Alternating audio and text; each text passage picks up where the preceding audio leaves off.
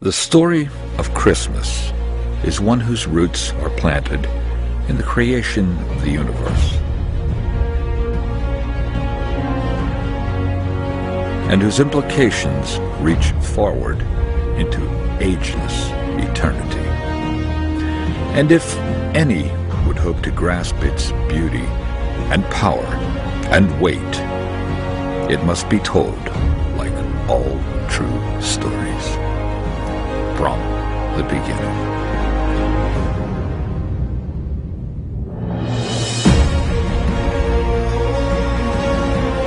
Before the halls of time were formed, before any star had given light, there was God. And it was He who spoke the universe into being.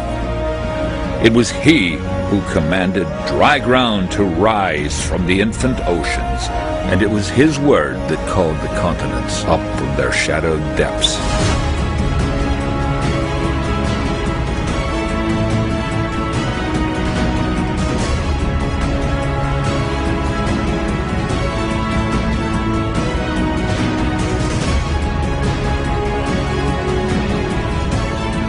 But then all of creation held its breath. God Himself came down to the planet He had made, and with His own hands He reached into the dust and began to form a new creature. One who would be capable of knowing His Maker in a way no other being could. Man.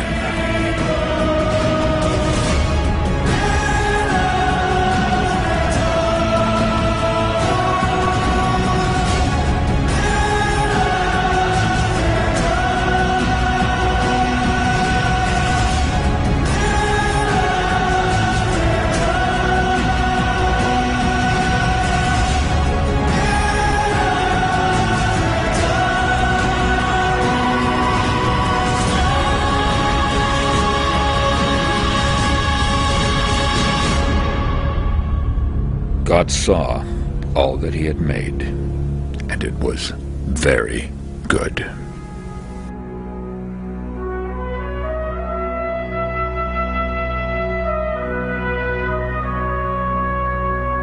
And God set His love on the man and his wife, and He placed them in dominion over all the earth, that they should enjoy it, and Him for all their days.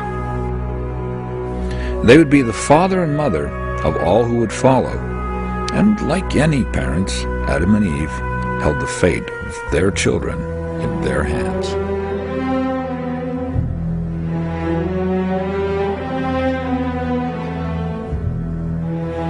But all was not well in the infant universe.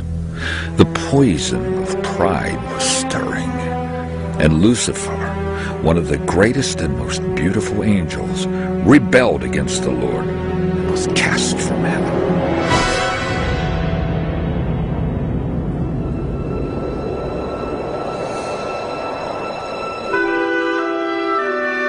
Enraged, Lucifer took the form of a serpent and brought the disease of his pride to the unspoiled earth.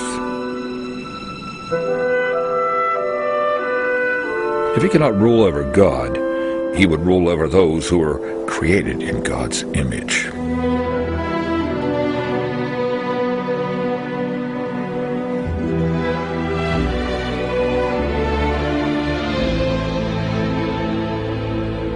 Adam and Eve chose to side with the serpent.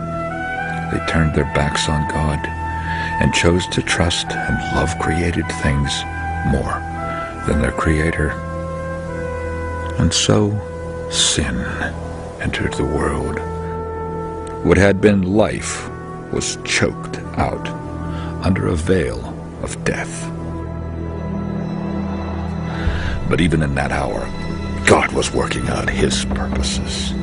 There would be a Savior, and He would be called Wonderful, Counselor, Mighty God, Everlasting Father, the Prince of Peace, and He would save the world from their sins.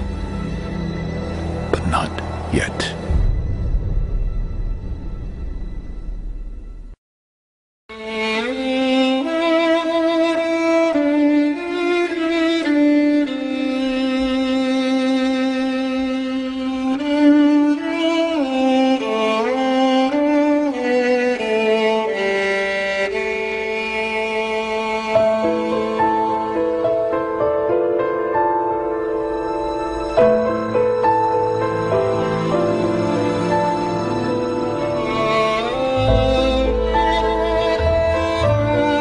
The children of Adam and Eve carried the chains of their first parents' rebellion and the pollution of their sin.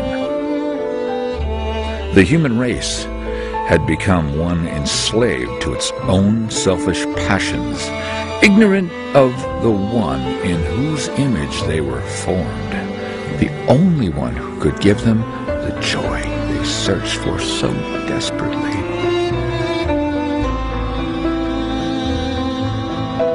God sent prophets to remind them of the promise he had made to send a Savior. But even the prophets wondered, how long, O God? How long until you come and set right all that sin has destroyed? But God was silent. And some began to wonder if he had forgotten his people and abandoned them to the slavery of their sins.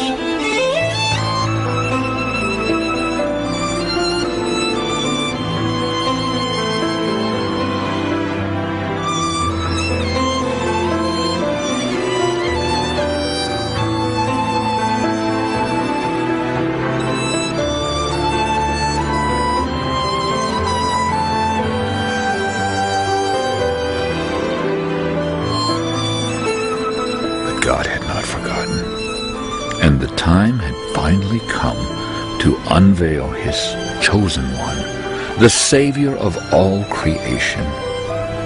Heaven watched in stunned silence as the Son of God, filled with grace and love beyond measure, took on the form of a human being, a child named Jesus, who would absorb in his own body the poison of humanity's sin.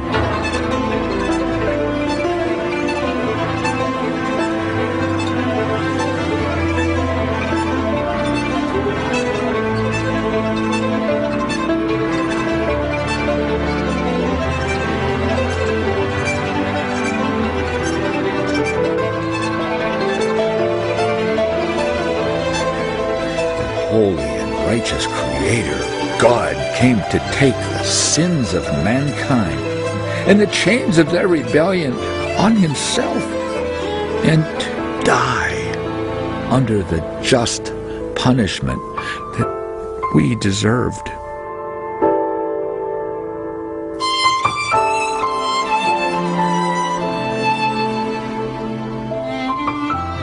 And so on that first Christmas night, the Son of God, whose hands had formed the galaxies, clung to his mother's dress as he waited silently to bring his people back to their God.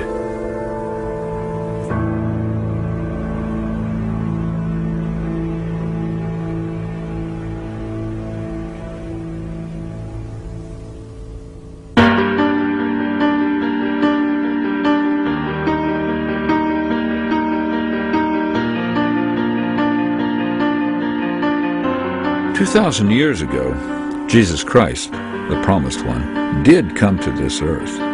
He died under the punishment that we deserved and tore off the chains of our sin. And through his death, he opened the floodgates of forgiveness and fellowship with God.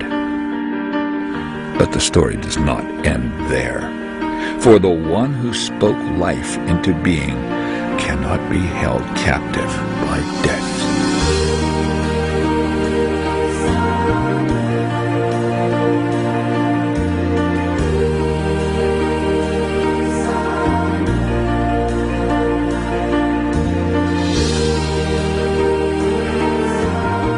But the question remains, if the Savior has come, why is our world still so broken? I think there may have been another impact. Can you tell? I just heard another very loud bang. This is the other tower, ladies and gentlemen.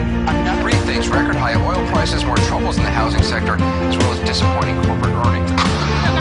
Blood-soaked sandals were left in the streets as police count dozens of bodies and more than 100 injured hostages.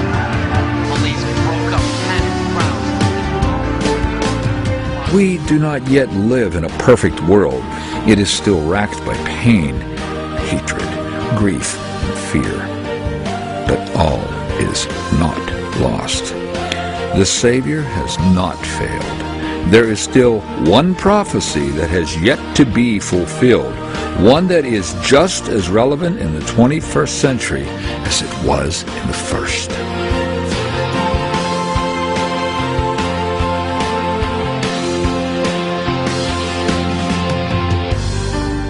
They will see the Son of Man